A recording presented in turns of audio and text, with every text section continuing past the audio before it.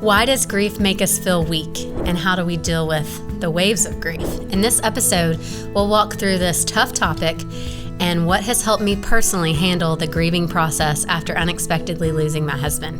If you're currently struggling with grief, this episode is for you. Hey guys, I'm Brandy Leiden, host and founder of Mom You're Not Alone. I'm also a local realtor and investor here in Knoxville, Tennessee. For those of you that have been following my story, you know that I lost my husband in January of 2022 and still had two kids that were at home, 12 and 16.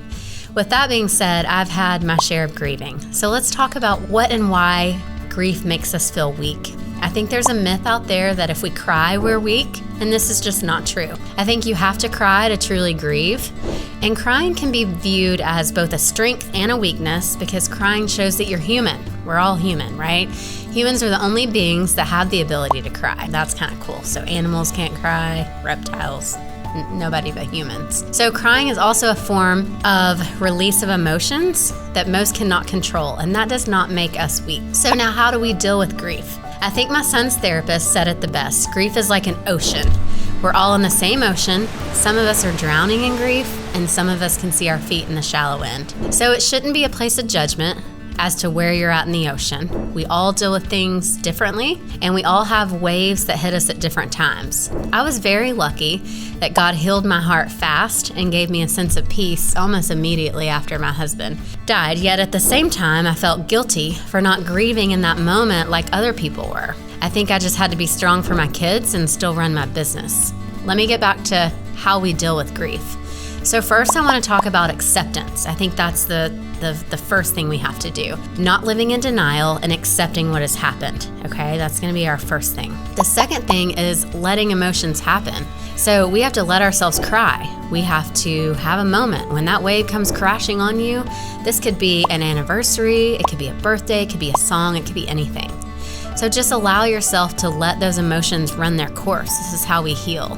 And the third thing is going to be not being affected by others and others' opinions. And I think this is huge, and I think this can apply to all aspects of life. With that being said, there are 5 stages of grief: denial, anger, bargaining, depression, and acceptance. So we often talk about that like they should happen in order and moving from one stage to the other. So you might hear people say things like, oh, I've moved from denial and now I'm entering the angry stage. But a lot of times this isn't the case. Me, for example, I never had an angry stage, and a lot of people were really angry. And I think that that's just going to vary per person, okay? But just not having the stigma as to you having to move through grief as those stages read. We can never have one part of it. We can go from beginning to end and stay in the middle. I think it's just going to depend on the person. So I also think so often we're concerned about what others think about us or how we're grieving or how we're parenting through this. And I think if we can just be true to ourselves, this will help not add guilt to all the stages of grief. So we certainly don't want to, when we're going through this, our kids are going through this, our friends, family, whoever, we don't want to add guilt to having all of these stages of grief on top of what we're going through. Yes? All right, so the next part is going to be how do we learn to swim in this ocean of grief? So I think that time helps heal. And also you'll start to recognize there's triggers that a wave is coming at you, okay? And I'm referencing the ocean here.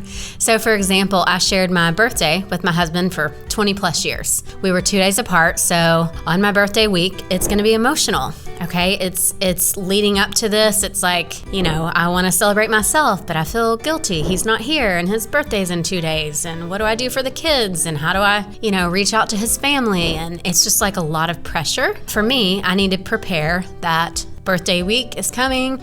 I don't want to overload myself with work and events that allow me to not, take on that wave. To recap, we need to understand that number 1, crying is not a sign of weakness. It's natural for humans. It actually helps us heal quicker. Dealing with grief is going to be easiest if you, 1, accept it, 2, let emotions happen, and 3, not be concerned what others think, period. And know that you're in an ocean. So figure out how to swim in this ocean and be prepared when that next wave hits you.